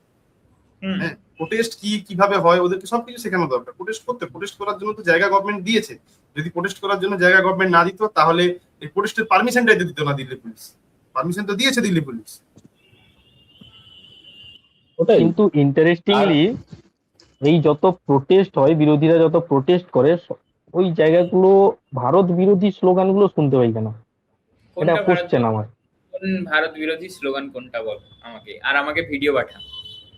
370 ধারা কাশ্মীর থেকে বাতিল করতে হবে। এটা তোর, ভারত বিরোধী স্লোগান কি করে? এটা ভারত বিরোধী স্লোগান কি করে? আমার মতামত হতে পারে যে আমি একটা আলাদা রাজ্যের জন্য এতদিন পর্যন্ত আমি যে কনস্টিটিউশনে ছিলাম সেটার জন্য আলাদা আইন কানুন হতো, সেটা ভালো পার্সোনাল মতামত হতে পারে যে ওখানে থাকা উচিত ছিল। এবার দেশের ব্রডার পার্সপেক্টিভে ওটা মন্ত্রীদের বা দেশের যারা বিউরোক্র্যাট তৈরি করছে ওদের লজিকে মনে হতে পারে যে না, আমাদের স্টেবিলিটির জন্য ওটাকে আমরা ওই ধারাটা আমরা সরাবো। আমার মতামত আলাদা হতে পারে, আমি সেটা বলতেও পারি, ঠিক আছে? আমি তো সেটার জন্য AK-47 তুলে নিইনি, আমি কথা বলছি যে ওখান থেকে না সরানো হোক। তো সেটা কি করে দেশ বিরোধী হয়? আরেকটা বল। এটা পুরোপুরি দেশ বিরোধী, অবশ্যই মানা দরকার আছে, এটা পুরোপুরি দেশ বিরোধী। দ্বিতীয়ত, বিভিন্ন একটা ধর্মকে সবসময় টার্গেট করা হয় প্রত্যেকটা আন্দোলনে। কেন? কোন ধর্ম বল? হিন্দু ধর্ম কিংবা সনাতন ধর্ম। আমি চাইবো এইটার পরে আমি সেই ভিডিওগুলো পর করে লাগাই, যেই ভিডিওতে হচ্ছে গিয়ে তুই আমাকে পাঠা, আমি লাগাই যে আমি ভুল প্রমাণিত হই যে এই জায়গাতে হ্যাঁ এই ধরনের কথা বলা হয়েছে, এই ধরনের স্লোগান দেওয়া হয়েছে, যাতে কোনো একটা পার্টিকুলার কমিউনিটিকে টার্গেট করা হচ্ছে এবং বলা হচ্ছে যে এই দেশ থেকে আমরা আলাদা হয়ে যাব বা এই দেশের স্টেবিলিটির জন্য বিরোধী স্লোগান দেওয়া হচ্ছে। এই ধরনের তুই পাঠা, আমি তাহলে বসাই। এমনি বললে তো হবে না, এমনি জাস্ট একটা ন্যারেটিভে বলে দিলাম যে হ্যাঁ দেশ বিরোধী স্লোগান দেওয়া হচ্ছে। এগুলো সব ন্যারেটিভ ভাই, এগুলো সব ন্যারেটিভ। নিউজ চ্যানেল বা সব গদি মিডিয়া যেগুলো বলে, মানে সকল গদি মিডিয়া যারা বলে, মানে গদি মিডিয়া যেগুলো বলে, তাহলে ওগুলো ভুল তথ্য, ভুল খবর। ঠিক আছে, মেনে নিলাম, কোনো অসুবিধা নেই। কিন্তু আর একটা জিনিস, আমি তো বলছি কেন মানবি? তুই মানিস না, মুখে ছুঁড়ে মার আমার সেই ভিডিওগুলো, মুখে ছুঁড়ে মার আমার। এখানে এখানে যেভাবে এখানে সবকিছুই কেন্দ্র হয়েছে একটা স্টেটমেন্টকে দিয়ে। তুই যেটা শুরু করলি যে জেনজিদের কাছে অশ্লীল কথাবার্তাটাই হচ্ছে ওদের ভাব প্রকাশ করার জায়গা, যেটা আমার কাছে অশ্লীল মনে হচ্ছে, ওদের কাছে হয়তো নয়। বাট এই যে সিজেপি যেখান থেকে এর উত্থান, সেটা তো একটা ওই স্টেটমেন্ট, একটা নর্মাল স্টেটমেন্ট থেকে, যেখানে আমাদের চিফ জাস্টিস সূর্যকান্তজি যেটা বলেছিলেন যে একটা পেটিশন নিয়ে গেছিল একটা মানুষ, যাকে কোড একটা ওর পেটিশনের মধ্যেই উনি একটা কথা বলেছিলেন যে আমাদের যা ইউথরা আছে, যারা আনএমপ্লয়মেন্টে আছে, যারা অতটা এডুকেটেড নয়, অযোগ্য, হ্যাঁ, দে আর নাথিং বাট পেস্টিসাইড বা ককরোচেস, যেটা উনি বলেছিলেন। যদি পুরো কনভারসেশন না, পুরো অবশ্যই এটাই তো বলছি। আমাদের এখান থেকে একটা জিনিস যেমন শিক্ষার আছে, যে যারা পাবলিক ফোরামে আছে তাদেরকে তাদের বাক স্বাধীনতার যে জায়গাটা এমন করা উচিত নয় যে সেটাকে নিয়ে এত বড় আন্দোলন বা এইসব কেওস তৈরি হতে পারে। হ্যাঁ, তো আমাদেরকে একটু লিমিটেশন রাখা দরকার, এটা সবার কাছেই লার্নিং, ঠিক আছে। বাট ব্যাপারটা হচ্ছে, যদি ব্রডার পার্সপেক্টিভে আমরা জিনিসটাকে দেখি, সেদিন আরো অনেক কথা হয়েছিল ওই ইয়ের মধ্যে, হ্যাঁ, যখন এর বিরুদ্ধে আমাদের জাজ আর উকিলদের মধ্যে কথা চলছিল, সেখানে অনেক কথা হয়েছিল। বাট এই একটা ওয়ার্ডকে কেন্দ্র করে এত বড় একটা এরা মানে একটা মিম পেজ বানালো, মিম পেজ থেকে দেন এই নিটকে এরা কেন্দ্র করে এত কিছু করলো, ঠিক আছে। বাট মেন ব্যাপারটা হচ্ছে আমাদের কথা বলার যে জায়গা, আমাদের যে ভাব প্রকাশের জায়গা, সেটাকে একটা জায়গার মধ্যে রাখতে হয়। এটা বললে হবে না যে 10 বছর আগে আমাদের ভাব প্রকাশ করার যে জায়গা ছিল আর আজকে আমাদের ভাব প্রকাশ করার জায়গা এইভাবে অশ্লীলতার জায়গায় এসে তারপরে তাহলে আমরা এটাকে কেন বলবো? আমি মনে করি না ওরা ধরো যে পোশাক পরছে বা না পড়ছে সেটা নিয়ে আমি কমেন্ট করতে চাই না। তোর যদি মনে হয় ওর কথাবার্তাগুলো ঠিক, তাহলে আমি বলবো তাহলে যে মানুষ বলছে ওর পোশাক আশাক খারাপ বা যারা একদম ওয়েস্টার্ন কালচারকে ফলো করছে, তাহলে সে মানুষটাও ঠিক। আমার মতো তো এটা হওয়া উচিত না ব্যাপারটা। আমার প্রবলেম নেই, কারোর পড়া বা কিছু নেই, আমার তো প্রবলেম নেই। আমারও কোনো প্রবলেম নেই, বাট মানুষদেরকে একটা জায়গায় একটা যেরকম অভি বললো যে একটা পিসফুল যেরকম প্রোটেস্ট হওয়া উচিত, সেরকম কথাবার্তার মধ্যেও একটা মাধুর্যতা থাকা উচিত। এই সমস্ত আন্দোলন এমন নয় যে আন্দোলনটাকে এমন জায়গায় আমরা নিয়ে চলে যাব যেখানে মানে ছোট বাচ্চাদের কাছে, যদি ছোট বাচ্চারা এই আন্দোলনটাকে বলছে যে সবাই সাপোর্ট করছে, তাহলে ছোট বাচ্চারা দেখলেও তো এই জিনিসটা থেকে খুব ভালো কোনো শিক্ষা পাবেই না। আমার মতে যারা এই স্টেজটাকে তৈরি করেছে তাদের মধ্যে কেউই নিটের অ্যাসপিরেন্ট নয়। যারা এই সিজেবির প্রোটেস্টটা করছে, তার মধ্যে থেকে কে যে নিটের এক্সামের কোনোদিন অ্যাসপিরেন্ট ছিল না। তারা তাহলে কি করে বুঝবে যে বাচ্চারা তাদের মেন কনসার্ন? তারা তো তাদের মানে কি বলা যায়, বাচ্চাদেরকে আড়াল করে। আমি একটা কথা বলবো, হ্যাঁ, সেটা হচ্ছে গিয়ে কোনো একটা আন্দোলনকে বা কোনো একটা এই ধরনের যেখানে কারাপশন হয়েছে বা এরকম ধরনের ব্যাপারকে সাপোর্ট সবসময় নিটের অ্যাসপিরেন্টরা করতে হবে বা আন্দোলনটা সবসময় ওদেরকে করতে হবে, এরকম আমি 1 মিনিট বলিনি। সেটা তো মানেনি। কারণ রাহুল গান্ধী আজকে যদি ফার্মার আন্দোলনের জন্য করে, রাহুল গান্ধীর কথা তো ছেড়ে দে, তার বংশের, তার আগের 3টে জেনারেশনের কে হচ্ছে গিয়ে তোর ওই একটা গ্রামের মাটি পর্যন্ত ছুঁয়েছে খালি পায়ে? কেউ ছুঁয়েনি। তবু তো আন্দোলনের মানে একটা যদি তুই বিরোধী পক্ষ দেখিস, ওকে তো আন্দোলন করবে সে কোনো একটা ব্যাপার নিয়ে। তো নট নেসেসারিলি যে সবসময় নিটের অ্যাসপিরেন্ট ছাড়া ওদের কষ্টটা, ওদের এটা অন্য কেউ বুঝতে পারবে না, এরকম কোনো মানে নেই ভাই। ওর মানে আন্দোলনকে সিম্পেথাইজ হয়ে ওদের সঙ্গে যে কেউ করতে পারে বা আসতে পারে। মানে এই ন্যারেটিভটা এটা নিয়েও আমার বলা আছে, আমি অভিষেকের কাছ থেকে শুনবো এই ব্যাপারটা নিয়ে কি ভাবে। সেটা হচ্ছে কি সবসময় বলা হচ্ছে যে এদেরকে দেখে মনে হচ্ছে না এরা কেউ নিট দেয়, নিটের ছেলেরা তো পরীক্ষা দিচ্ছিল, এরা কেন এখানে আন্দোলন করছে, এই ধরনের ব্যাপার। মানে এরকম তো কোনো কথা নেই। মানে আমি যদি কালকে একটা আমাদের ঘরে সব জমি বিক্রি হয়ে গেছে, তাই বলে আমি কোনো একটা ফার্মারের প্রোটেস্টের হয়ে আমি কথা বলতে পারবো না, যেখানে তার সঙ্গে একটা এই ধরনের কিছু একটা অসুবিধা হয়েছে আমি কথা বলতে পারবো না? তুই তো অন্য জায়গায় একটা চাকরি করিস, তুই বলবি না? তোর যদি মনে হয় যে ওই ব্যাপারটা লজিক্যাল, তাদের দাবিটা সঠিক, তাহলে তুই তো কথা বলতে পারিস, তাহলে তোকে তো দাঁড়িয়ে দেওয়া হবে। লজিক্যাল জায়গাটা অবধি আমরা তো যাচ্ছি না, লজিক্যাল জায়গাটা অবধি তো আছে, আমরা তো চাইছি যে এই কনসার্ন গুলো আসুক। বাট তার বিয়ন্ডে গিয়ে যেগুলো হচ্ছে, যেটা মণিশঙ্কর বললো যে হ্যাঁ সেখানে আমাদের কেন সবসময় একটা রিলিজিয়নকে সবসময় অ্যাটাক করে কথা বলা হবে, পোক করে কথা বলা হবে? কুনাল কামরা এলো, বলে যায় सीता का पति को देखते देखते দেন কেউ আছে বাস নাম रहेगा আল্লাহ का বাকি कुछ नहीं रहेगा। হ্যাঁ, তো এই যে বিভিন্ন স্টেটমেন্ট গুলো, আমরা তো বলছি না যে ভাই তোরা আন্দোলন কর, বাট আন্দোলনের মাঝে মাঝে এই যে একটা রিলিজনকে অলওয়েজ টার্গেট করা, that is also not correct, যেটা আমার মনে হয়। আন্দোলনটা আন্দোলনের জায়গায় থাকা উচিত, নিউট্রাল থেকে থাকা উচিত। ওই জায়গায় আন্দোলনটাকে আন্দোলনের মধ্যে দেখা উচিত, সেখানে বাকি পলিটিক্যাল মুদ্দাগুলো তো আমার দরকার নেই। তার জন্য তো আছে সংসদ আছে, তার মানে তাহলে আমরা কনস্টিটিউশন মানবো না, সবকিছু কি তাহলে আন্দোলনের মাধ্যমেই হবে? এটা তো একদমই ঠিক নয় না। কিন্তু আমি যে কথাটাই এসেছিলাম, তোরা সেটা থেকে আবার ডিচ করে চলে গেলি সাইডের দিকে। আমি বলছিলাম এই যে ন্যারেটিভটা আনা হয়েছে যে এই আন্দোলনটা হচ্ছে গিয়ে তোর এই যারা করছে ওদের দেখে মনে হচ্ছে না যে ওরা নিটের অ্যাসপিরেন্ট। আমার কোশ্চেন হচ্ছে কেন হতে হবে নিটের অ্যাসপিরেন্ট ওদেরকে?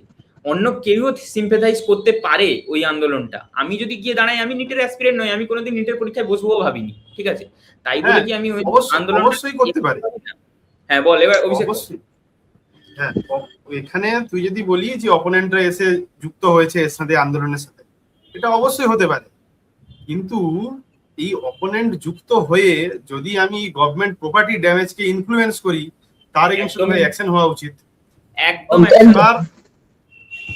এবার আমি একটা এক্সাম্পল দেই যে কিছুদিন আগে তো আমাদের স্টেটের সরকার পড়েছে, এখানে আমাদের একটা মঞ্চ ছিল, সংগ্রামী যৌথ মঞ্চ, সবাই হয়তো চিনিস। এটা পুরোটাই অ্যাপলিটিক্যাল। সংগ্রামী যৌথ মঞ্চ লাস্ট 5 বছর ধরে আন্দোলন করেছে, পুরো আন্দোলনটাই পিসফুল হয়েছে, আর পুরো আন্দোলনে কোথাও পলিটিক্যাল ট্যাগ নাই, কিন্তু সংগ্রামী যৌথ মঞ্চ সাকসেসফুল হয়েছে। কারণ এই গভর্নমেন্ট আসার পর যে গভর্নমেন্ট এমপ্লয়ীদের নিয়ে যে রিস্ট্রাকচার করার কথা, স্যালারি রিস্ট্রাকচার হওয়ার কথা, সবকিছু নিয়ে যে ওদের যে ডিমান্ড ছিল সংগ্রামী যৌথ মঞ্চের, গভর্নমেন্ট সুস্থভাবে শুনেছে। তো আমরা যদি প্রপার ওয়েতে আমি যদি গভর্নমেন্টের কাছে পৌঁছাতে পারি, তাহলে গভর্নমেন্ট কেন শুনবেন? সেই রাইট আমাকে ডেমোক্রেসি দিয়ে রেখেছে, তাই আমরা সুস্থভাবে যাতে আন্দোলন হোক, সবকিছুই আমার রাইট আছে। তার অথরাইজেশন গভর্নমেন্ট দিয়েছে। হ্যাঁ, পিসফুল প্রোটেস্ট করো, গভর্নমেন্ট দিয়েছে, পিসফুল প্রোটেস্ট করো। কিন্তু আমি যদি আন্দোলনের মোটো থেকে সরে গিয়ে যদি আমি এমন কিছু করি যেটা ইন্টারনাল সিকিউরিটি থ্রেট হতে পারে, ওটা তো অ্যাকসেপ্টেবল নয়। একদমই নয়। ওকে, ঠিক আছে। মণিশঙ্কর নিশ্চয়ই ভিডিওগুলো পাঠাতে পারেনি আমাকে, নয়তো আমি এতক্ষণে লাগিয়ে দিতাম মাঝখানে। সেই জন্য আমি এই কথাগুলো বলছি। এবার আমি একটু রিফর্ম নিয়ে কথা বলি। মানে তোদের এই তো কি প্রবলেম হয়েছে না হয়েছে, ঠিক আছে, সেসব নিয়ে তো অনেক কথা হচ্ছে, অনেক আন্দোলন হলো, সেটা নিয়ে অনেক কিছু হয়ে গেল। তো তোদের কি মনে হয় যে যে যে যে সেক্টরে আছিস এই মুহূর্তে, ধর তুই একটা প্রাইভেট এতে আছিস, বা তুই একটা সরকারি কোথাও চাকরি করিস, তুইও প্রাইভেট এতে আছিস, আমি ধর ফিল্ম রিলেটেড এইসব দিকে আছি, আমাদের বাইরে থেকে দেখে কি মনে হচ্ছে যে এই মুহূর্তে ভারতে, অন্য সেক্টরগুলো ছেড়ে দিলাম, এডুকেশন সেক্টরে কি মনে হচ্ছে যে আরো এই জিনিসগুলো হলে ভালো হয়? মোটামুটি দুটো তিনটে করে সবাই যদি কিছু সাজেস্ট করতে পারে যে আমি এই জিনিসটা অবজার্ভ করেছি, এই জিনিসটার বদলে এইটা হলে বেটার হবে, এরকম কিছু তোদের মতে ঠিক কি আছে, মনে হয়? দুটো দিন কতগুলো বলতে পারবো জানি না, আমি বলছি যে আমি আমার মতে এডুকেশন ইন্ডাস্ট্রিকে রিফর্মের জন্য আমি চাই পুরো দেশ একটা ইন্টিগ্রেটেড সিস্টেম ফলো। আমি কর্পোরেট জায়গায় যখন আমার কোনো একটা প্রাইভেট স্কুলে আমার একটা বাচ্চা পড়ে, ও দুটো সাবজেক্ট বেশি পড়বে, ওর সাবজেক্টে, আমি ওয়েস্ট বেঙ্গলে পড়ে আমার ওখানে বাংলা ভাষা ম্যান্ডেটরি নয়, এগুলা না। যে স্টেটে পড়বে ওই স্টেটের ওই ল্যাঙ্গুয়েজ ম্যান্ডেটরি, পুরো সিস্টেম ইন্টিগ্রেটেড হবে। সেটা সে মাদ্রাসায় পড়তে পারে, সে প্রাইভেট স্কুলে পড়তে পারে, সে গভর্নমেন্ট স্কুলে পড়তে পারে, যেখানেই পড়বে সিস্টেমটা যেন গভর্নমেন্টের হাতে থাকে, গভর্নমেন্ট যেন পুরো রেগুলেটিং বডি হিসেবে কাজ করে, একই রকম ভাবে সবার কাছে ইকুয়াল ডিস্ট্রিবিউশনে পুরো এডুকেশন পৌঁছে যায়। এটা একটা। আর আর কিছু? আর আরেকটা হলো যে এডুকেশন মাফিয়া। হ্যাঁ, এডুকেশন মাফিয়া যারা আছে, এই মাফিয়া রাজটাকে বন্ধ করে গভর্নমেন্ট ওদেরকে ক্যাপিটাল পানিশমেন্টে নিয়ে যায়। হ্যাঁ, এখানে আমাদের এখনই যদি বলি যে কর্পোরেট সেক্টর ঢুকে গেছে, যে 140 কোটির পপুলেশনে এডুকেশন ইন্ডাস্ট্রিকে চালানোর জন্য গভর্নমেন্টের একার পক্ষে সম্ভব নয়, গভর্নমেন্টকে কর্পোরেটের হেল্প নিতেই হবে। সেখানে গভর্নমেন্ট যদি কিছু ডিসইনভেস্টমেন্ট করে বা এখানে যদি কিছু তোর প্রাইভেট পার্টিসিপেট করে, তো এটা কিছু ভুল কিছু নয়, কিন্তু যাতে গভর্নমেন্ট রেগুলেটিং বডি হিসেবে কাজ করে। সৌভিকের কিছু মেন হচ্ছে আমাদের গভর্নমেন্ট স্কুলগুলোকে আরো সিস্টেমেটিক ওয়েতে আনতে হবে। হ্যাঁ, সবকিছু আমরাও এখন মনে করি যে হ্যাঁ, প্রাইভেট স্কুলে পড়লে আমরা হয়তো আরো ভালোভাবে শিক্ষা পেতে পারবো বা অন্য কিছু, বাট সেই ক্যাপাবিলিটি আমাদের শিক্ষকদের মধ্যেও রয়েছে, তারাও যথেষ্ট ওয়েল এডুকেটেড। আমার মতে গভর্নমেন্ট স্কুলের একটু রিস্ট্রাকচার করা উচিত, তাদেরকে আরো বেশি শোকেস করা উচিত, সেখানে আরেকটু বেশি সরকারকে জোর দেওয়া উচিত, যাতে গভর্নমেন্ট স্কুলগুলো এমন জায়গায় পৌঁছাতে পারে, তাহলে গ্রামের একদম মানে নিতান্ত একটা বাড়ি থেকে একটা কোনো ছেলেও উঠে এসেও ভালো শিক্ষা নিতে পারে, অ্যাজ ওয়েল এজ একটা ভালো ভালো পরিবারের ছেলেও গিয়ে ওখানে পড়াশোনা করার জন্য ট্রাস্ট দেখাতে পারে। তো গভর্নমেন্টকে আরো বেশি এন্ডোর্সমেন্ট করতে হবে গভর্নমেন্ট স্কুলগুলোর দিকে, রাদার দেন বেশি প্রাইভেটাইজ জায়গা। প্লাস আরেকটা কথা যেটা বলছি যে কর্পোরেটের জায়গাটা, কর্পোরেট আনতেই হবে। এডুকেশন ইন্ডাস্ট্রি গুলো যে এসেছে তার মানে এমন নয় যে খুব খারাপ হয়েছে, অনেক বাচ্চা অনেক হেল্প পাচ্ছে, অনেক কিছু শিখতে পারছে। হ্যাঁ, বাট সেগুলোর উপরে আরো মানে গভর্নমেন্টের এমন কিছু করা উচিত যে, মানে এই যেটা বললো যে গভর্নমেন্টের কাছে অথরাইজেশন থাকা দরকার, মানে গভর্নমেন্ট যাতে এগুলোকে রেগুলেট করে, সমস্ত জিনিসগুলোকে ওরা নিজেরাই মানে পর্যালোচনা করে, নিজেরা যাতে এগুলোর উপর ইনফ্লুয়েন্স রাখতে পারে, তো ওই জায়গাগুলো আনতে হবে আমার মতে। One nation one education. তাহলে কি মানে প্রতিটা জায়গাতেই সেম সিলেবাস হবে? মাদ্রাসাতে যে সিলেবাস পড়বে, রামকৃষ্ণ মিশনে সেই সিলেবাস? একদম, যে যার মাতৃভাষায় পড়াশোনা করবে। হায়ার এডুকেশনে যে যার নিজের ইচ্ছা মতো ভাষা চুজ করতে পারে, কিন্তু প্রত্যেকটা রিজিয়ন ওয়াইজ মাতৃভাষাকে গুরুত্ব দেওয়া অবশ্যই উচিত, যাতে ভাষাটা কোনো ব্যারিয়ার হিসেবে না দাঁড়ায় বা কোনো সমস্যা না হয়। আর হায়ার এডুকেশনে যখন যাবে ও নিজের ইচ্ছে মতো চুজ করতে পারে, কিন্তু ওখানেও মাতৃভাষাকে গুরুত্ব দেওয়াটা বেশি জরুরি বলে মনে করছি। মাতৃভাষা প্রত্যেকটা রিজিয়নে যদি ছেলেমেয়েরা নিজের মাতৃভাষায় পড়াশোনা করতে পারে, আরো বেশি এডুকেশন সিস্টেম আরো বেশি ডেভেলপ হবে। আচ্ছা, একটা অবজারভেশন আছে যে হচ্ছে কি, এই যে আমরা মোটামুটি যে জিনিসগুলো নিয়ে কথা বলছি যে মাতৃভাষায় শিক্ষা হবে, প্রতিটা স্কুলে সেম সিলেবাস, এইসব হয়ে গেল, ঠিক আছে, এগুলো মোস্টলি মোটামুটি 12 পর্যন্ত। আমি রিসেন্টলি একটা ভিডিওর জন্য স্টাডি করতে গিয়ে যেটা দেখলাম সেটা হচ্ছে গিয়ে হায়ার স্টাডির কথাতে আসছি, যেটার উপরে ডিপেন্ড করে অনেক কিছু। মানে হায়ার স্টাডিতে যত যাবে সেখান থেকেই সব তৈরি হবে, মানে সেটা ইকোনমিক দিকে হোক বা ইন্ডাস্ট্রির দিকে হোক, সেখান থেকেই তো বেরোবে। তো যেখানে উন্নত দেশগুলো মোটামুটি তাদের জিডিপির 6% খরচ করে হচ্ছে গিয়ে এডুকেশনের উপরে, সেখানে ইন্ডিয়াতে প্রায় 2.5 থেকে 3%-এর মধ্যে খরচ হয়। আর তার মধ্যে যদি আরো একটু স্পেসিফিক করি, সেটা হচ্ছে গিয়ে তোর R&D ক্ষেত্রে যেখানে হচ্ছে গিয়ে চাইনার মতন কান্ট্রি মোটামুটি 2.5 থেকে 3% মতন খরচ করে R&Dর উপরে, শুধুমাত্র রিসার্চ অ্যান্ড ডেভেলপমেন্টের উপরে। সেখানে ইন্ডিয়া নিয়ার অ্যাবাউট 0.64% মতন শুরু করে। তো এটা কোনো ডিবেট নয়।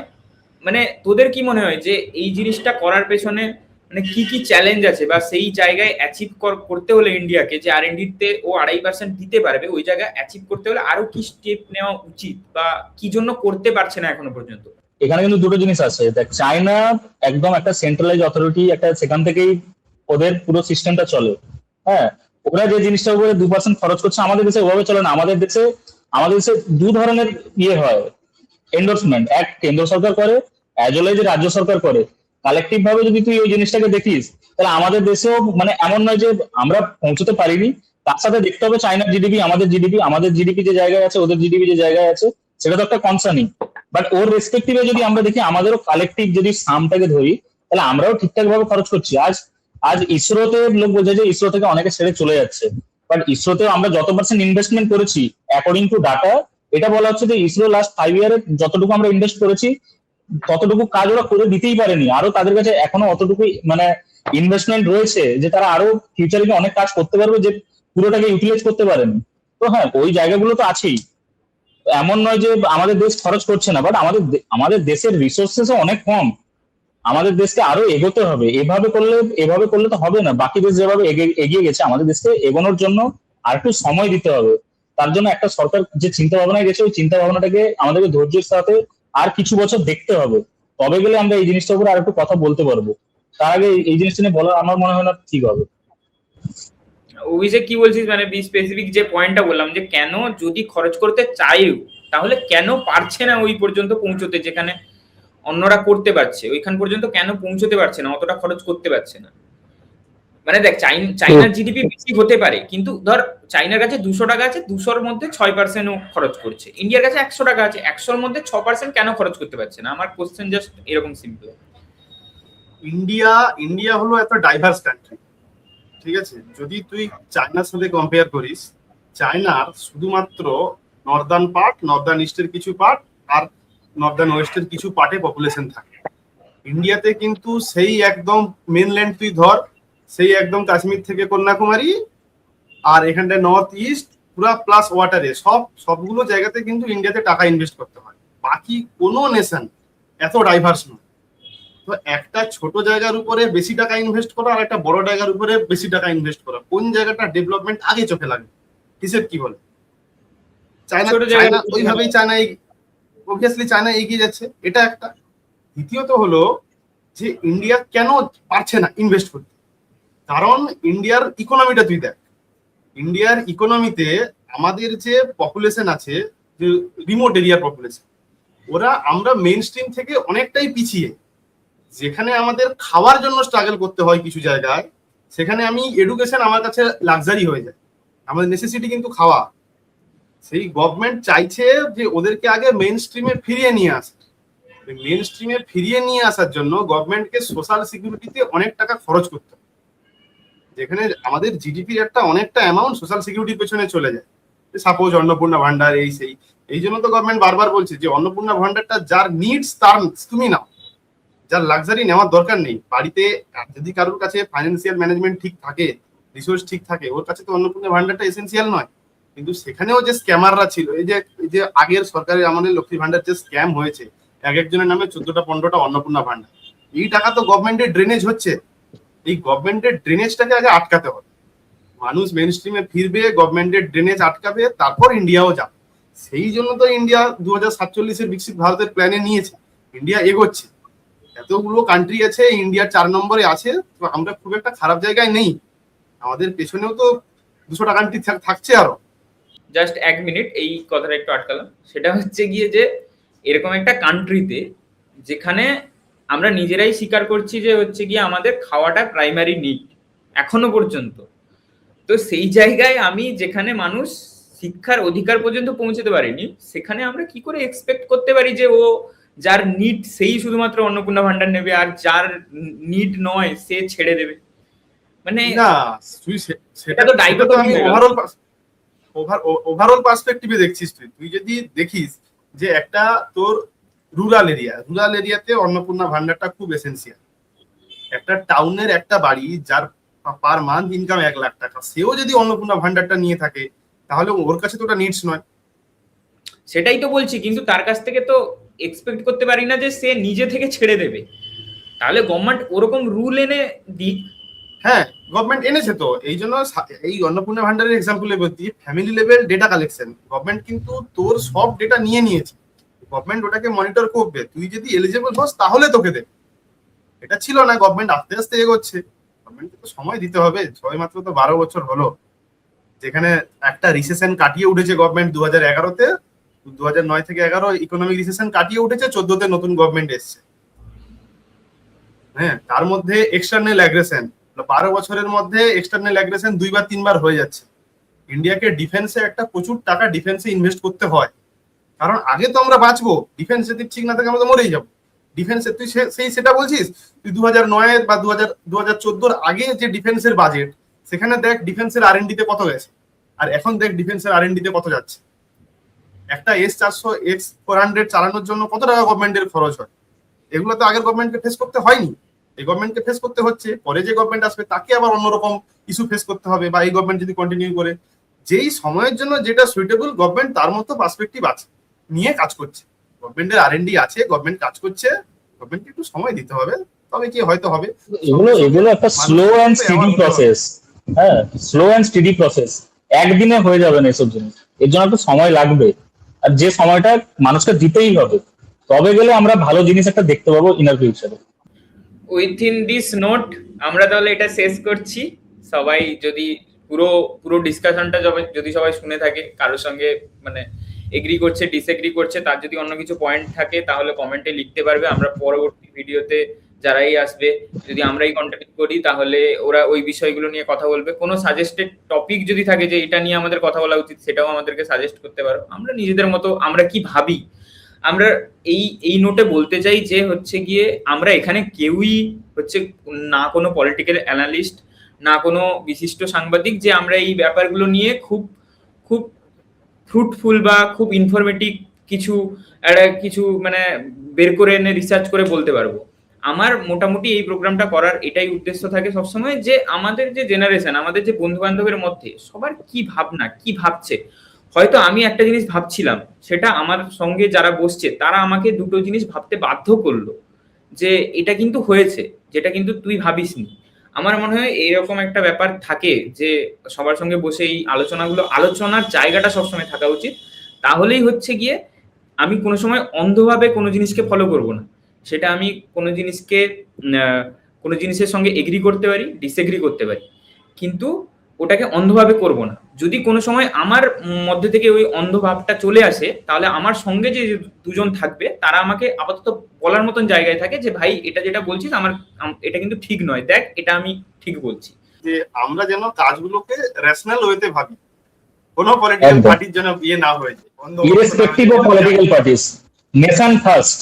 বাস, যে কেমন লাগছে, কোনো সাজেশন থাকলে ওটা তোমরা লিখতে পারো বা করতে পারো, কেমন লাগছে জানাতে পারো সবাইকে।